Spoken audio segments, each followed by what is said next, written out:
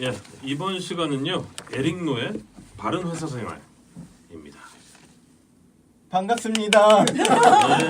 갑자기 들어가셔가지고 에릭노 약간 형님 당황했어요. 오랜만에 봬요. 네, 안녕하세요. 예. 오랜만에. 근데 오늘 그 추석 연휴 껴서 휴가를 내셨다고. 네, 휴가 중인데 제가 이 야, 아니 웬만하면 전화 연결하죠. 우리도 부담스러워요. 아니 그럼 춘천에서 오신 거예요? 아니요, 그러니까 춘천에 있다가 네. 오늘 오전에 춘천에 있다가 저희 아버지를 모시고 저희 아버지 집이 안산이거든요. 안산에 갔다가 안산에서 춘천을 가는 길에 여기를 좀 들렸습니다. 아이고. 지나는 길에 잠깐 오셨구나. 아니, 지나는 길이 아니에요. 그렇죠. 그럼요. 안산에서 춘천 가는 길이. 여기 논현동인데. 아니 진작에 안산 춘천을 갔어야 되는데 여기 들리려고 네. 일찍부터 와서 기다렸어요. 얼마나 고민했을까 진짜. 예, 제가 펑크를 내고 싶었지만 네. 그럴 수 없죠. 아니 다음번에는 네. 그런 일이 있을 경우에 미리 전화를 주시고 전화 연결을 하셔도 됩니다. 아니에요. 제가 지난번에 이미 그 전화차수 다 썼다고 생각해요. 아니요. 한 번 더 드릴게요. 한 번 더. 예, 한 번 더 드릴 테니까 부담 없이. 알겠습니다. 네. 이렇게 해주시면 좋을 것 같고. 자, 이번 주 바른 회사 생활 네. 주제는 뭔가요? 저 주제를 말씀드리기 전에 퀴즈 하나만 내도 될까요? 네. 잠시만요. 네. 요것만 더 해주시고 요게 요렇게 잡히네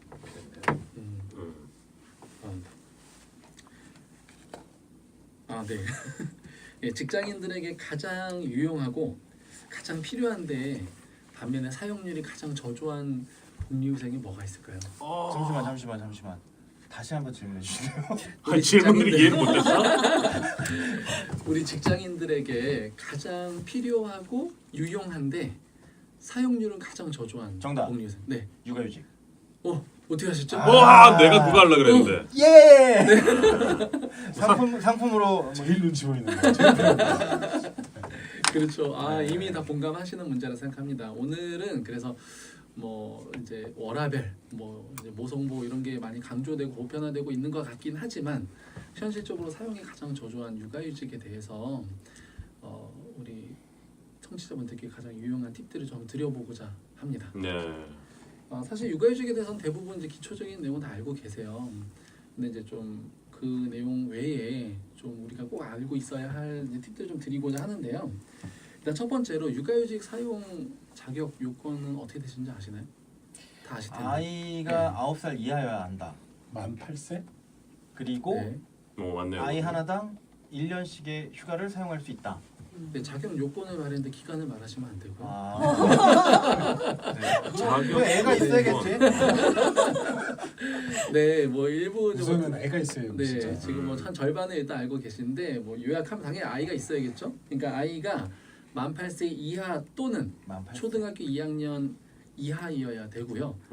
근데 대부분 잘 모르시는 게 이제 거기에 플러스로 엔드로 고용보험 가입 기간이 180일 이상이 되어야 돼요. 180이 네네. 이상. 6개월. 예, 그렇죠.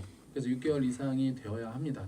근데 요거는 이제 고용보험 가입 기간 180 이상은 이제 예전부터 있던 조항인데 사실 기존의 법률은 이제 육아휴직을 현실적으로 신청하려면 이제 직장에 입사한 뒤에 1년 이상 돼야 됐었어요. 맞아요.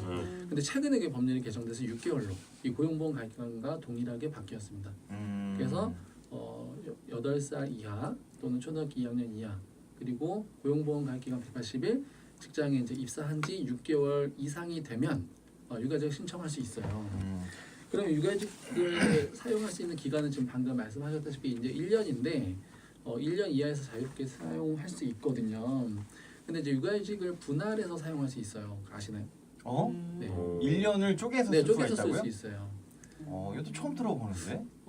그래서 여기까지는 대부분 아시는데 여기 있는 분들은 육아휴직과 다 거리가 먼 분들인 것 같습니다. 자격은 일단, 됩니다만은. 저도 자격은 돼요. 네, 이제 분할해서 사용할 수 있고요. 이제 분할 횟수가 제한이 있습니다. 법률에 보면 딱 1회만 분할해서 쓸 수 있어요. 1회? 예, 1회. 그래서 만약에 예를 들어서 내가 이번에 뭐 처음에 첫째 아기를 이제 3개월 육아휴직 쓰고 나중에 써야지. 한 3개월 쓰고 있다가 또 이제 3개월을 또 썼어요. 네. 나머지 6개월은 또 써야지 했는데 세 번째 신청할 때 되면 이제 신청이 안 되는 거죠. 아. 그래서 쓸 때는 한 번 쓰고 남은 기간은 한 번에 다 써야지 됩니다. 예, 그래서 1회만 분할할 수 있다는 점 알아두시기 바라고요. 선생님 저 질문 하나 네. 갑자기 있는데요. 그 아이가 5명이에요. 네. 그럼 어떻게 해요? 5명이면 다섯 순서대로 다 한 명 한 5번 명당 다 쓸 수 그럼요. 있어요? 한 명당 1년씩 쓸 수 있죠. 5년을 쓸 수 있는 거예요? 그럼요. 해고가 안 돼요, 그래도? 아유 그걸로 해고시키면 위법입니다. 아, 진짜? 그럼요. 뒤에서 말씀드리겠지만 오늘 보자 그러면. 네. 어. 그리고 지금 질문 주셔서 제가 생각난 건데 제가 가장 많이 이제 들었던 고충 우리 친한 분들의 고충 사항 중에 하나가 유가직을 쓰고 싶은데 또 쓰려고 용기를 내서 말을 했는데 회사가 승인을 안 해줘요. 그래서 못 쓰고 있어요라는 얘기를 많이 들었거든요. 근데 그거는 참 어떻게 보면 이제 기우예요. 엉뚱한 이제 할 필요가 없는 염려인데 육아휴직을 신청하면 신청한 걸로 무조건 줘야 되는 거예요. 그러니까 회사의 승인은 필요가 없다. 내가 신청하기만 하면 쓸 수 있다. 그래서 예를 들면 이제 제가 육아 신청서를 냈어요. 근데 회사가 이제 우리 결제 절차가 다 있잖아요. 예. 우리 인사팀장님이 잠깐만 기다려봐 아직 결제 못 올렸어. 결제를 올렸는데 사장님이 응답이 없어. 기다려봐면서 하다 보니까 신청서를 내고서 계속 회사를 나오는 거죠. 그러다가 어쩔 수 없이 계속 다니는 이런 일들을 제가 종종 보게 됐는데 그런 경우에는 육아직 신청서를 내고 몇 번 얘기했는데도 응답이 없으면 그냥 안 나오시면 돼요. 근데 그 제가 제출한 기간이 기간이. 있어요? 육아휴직 신청은 육아휴직을 시작하는 날로부터 30일 전까지 제출하게 돼 있어요. 그러니까 제가 그럼요. 제가 막 9월 1일부터 쓰고 싶다면 이제 8월 1일 전까지는 내야겠죠. 근데 제가 이제 7월 30일에 냈어요. 근데 8월 달 내내 이제 응답이 없어요. 기다려다가 9월 달이 된 거죠. 9월 1일부터 안 나가도 무방합니다. 만약 그걸 가지고 해고시켰다. 그거 100% 부당해 보입니다. 그러니까 회사의 승인은 육아휴직의 요건과 전혀 상관없이 파장이 크겠는데. 제가 진짜 어처구니없는 질문이긴 한데 네. 육아휴직을 신청하면 네. 월급은 어떻게 되죠? 육아휴직은 일단 원칙은 무급이에요. 무급. 그러니까 회사는 돈을 안 줘도 됩니다. 네네. 무급인데 고용보험에서 육아휴직 급여가 나옵니다. 얼마 동안요? 얼마가 나오냐면 뒤에 말씀드릴게요. 아, 네. 너무 앞서가세요. 성급해. 아니 근데 마치 내일 휴가를 낼 것처럼. 제가 궁금한 부분을 우리 타키 네. 형이 순간순간 질문을 지금 다 해주고 있어요. 아 그러세요? 네. 네. 그래서 제가 그 아주 잘하고 있어요. 부분을 아버님 다 정리를 해왔죠. 네. 어. 일단 이제 기간은 그렇고 분할해서 쓸 수 있는 het수는 딱 한 번이다. 한 번이다. 근데 하나 더 여기서 같이 알아야 되는 게 육아기 근로시간 단축이라는 걸 같이 알고 계셔야 돼요.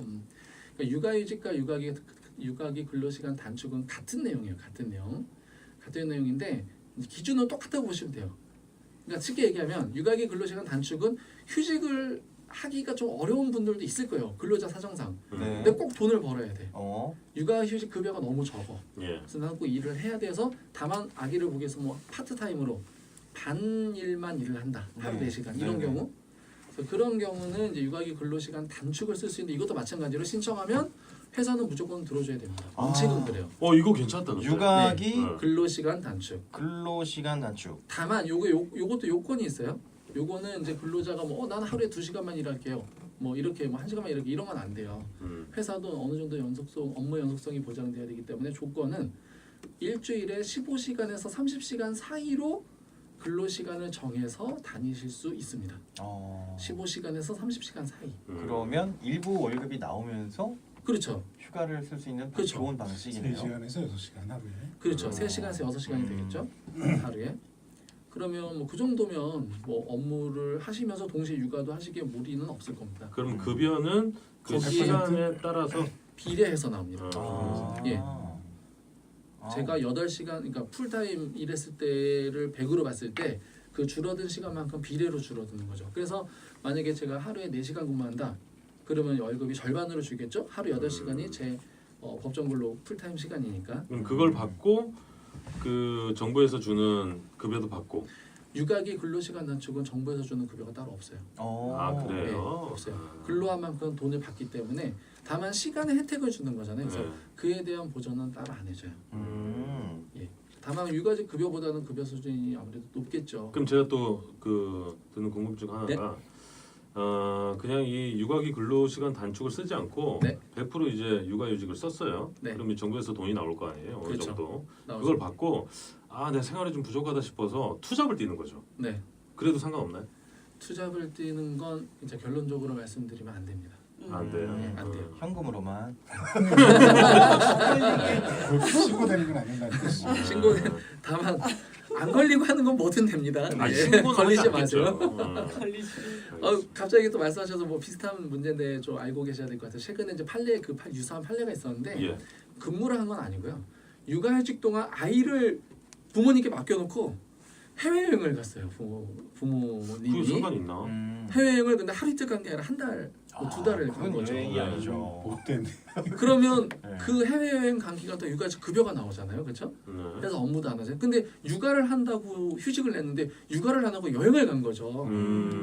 이게 과연 이제 정당한 적법한 육아휴직이냐 또 육아휴직 급여 신청 사유가 되냐라고 네네. 이제 문제가 된 사례가 있어요. 어떻게 나왔어요? 그래서 공단에서 육아휴직 급여를 못 주겠다라고 했는데 결론은 가능하다, 받을 수 있다, 적법하다, 정당하다라고 나왔어요. 나도 가능하다의 한 편데. 예전에는 공단에서 안 줬었어요, 계속. 일단 그래요? 이런 상황을 꼭 악용할 수 있는 범위가 네. 있으니까. 이러니까 자꾸 선의의 피해자가 새끼니까.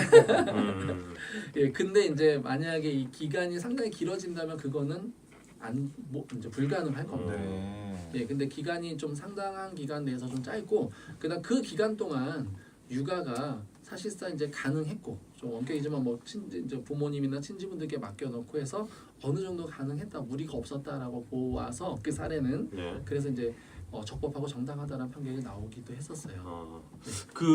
요 사례랑은 조금 벗어나는 이야기일 수도 있겠지만 제가 또 드는 궁금증 하나가 뭐냐면 그 일을 하면서 육아휴직을 낼 수 없는 그 근로 환경이 또 있을 수 있잖아요. 그렇죠. 그럼에도 불구하고 이 육아를 좀 해야 된다라고 판단을 했을 때 재택근무를 신청할 수도 있나요?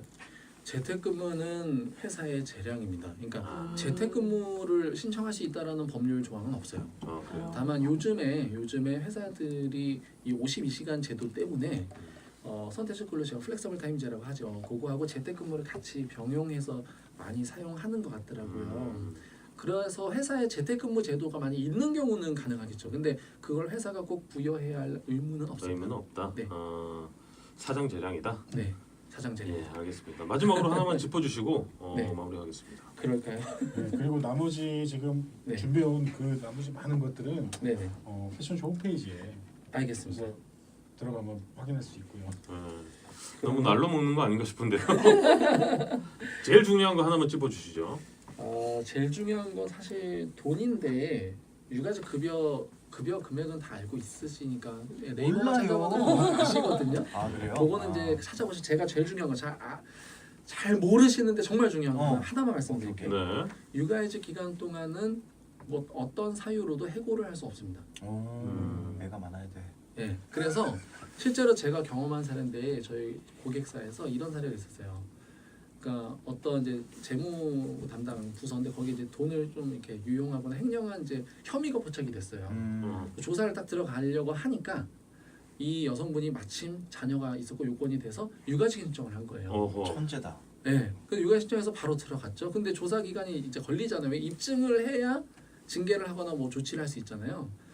근데 이제 조사 기간이 이제 경과하다 보니까 그 사이 육아휴직 간 거죠. 네. 육아휴직 기간 동안에 혐의가 어느 정도 입증이 돼서 인사위원회를 열었어요. 열어서 보니까 징계 해고가 준비될 것 같아요. 네. 근데 징계 해고 의결을 했는데 해고를 할 수가 없는 거예요. 음. 왜냐하면 남녀고용평등법에 보면 육아휴직 기간 동안은 해고하지 못한다라는 규정이 있습니다. 야. 해고를 하려면 육아휴직 끝나고 해야 되는 거죠. 이거 국회의원도 비슷한 권리가 있지 않나요? 뭐지? 면책 특권. 면책 네. 특권. 네. 아. 그래서 가방권. 네, 육아휴직 기간 동안은 해고를 할 수 없다는 점, 해고를 당하지도 않는다는 점 알아두시고 동일하게 출산 휴가 있잖아요. 출산 전휴가 예. 90일 네. 그것도 마찬가지입니다. 그 기간 동안 해고를 못 하고요. 출산 휴가는 거기에다 플러스 30일을 더해서 그러니까 출산 휴가 기간 플러스 30일 동안 해고를 못 하고요. 그리고 산재 당하신 분들 있잖아요. 네. 부상이나 질병 업무상 부상이나 질병 걸리신 분들은 그 산재로 인한 요양 기간, 그러니까 산재로 인한 요양을 위해서 휴업을 하신 기간은 거기에다 플러스 30일은 해고를 못합니다. 이 세 가지 기간은 해고를 못하게 돼 있어요. 근데 이거를 대부분 잘 모르고 계세요. 전혀. 아니 근데 알지 그 못하는. 출산휴가나 뭐 이런 부분들은 이제 기간이 끝나면 그건 정해져 있는 기간이잖아요. 그렇죠. 시한부 인생인데 뭐 끝나면 바로 해고가 될 건데 그렇죠. 굳이 그걸 연명할 필요가 있나라는 생각도 좀 들긴 하네요. 근데 한편 이럴 수도 있죠. 육아휴직 기간, 출산휴가 기간 동안 회사에서 그 기간만큼 이 사람이 굉장히 잘못을 했는데 예. 그 기간만큼 퇴직금을 더 줘야 되는 거 아. 있죠. 그리고 연차 휴가도 생기겠죠. 그 기간만큼. 그러네. 예. 정말 그렇게는 살지 맙시다. 역시 선생님. 네. 네 그렇습니다. 이 외에 그 나머지 중요한 사항은 제가 말씀하신 대로 홈페이지에 올려놓도록 하겠습니다. 알겠습니다. 네. 아 오늘 춘천에서 안산을 거쳐 이 서울 강남 논현동까지 한달음에 달려와 주신 에릭노 형님 너무 감사드리고요. 네. 오늘 그 못다한 자료는 저 패션쇼 홈페이지에 알겠습니다. 꼭 올려주시기 바랍니다. 네, 알겠습니다. 예. 감사합니다. 감사합니다. 우리 고맙습니다. 에릭노 형님 보내드리겠습니다. 고맙습니다.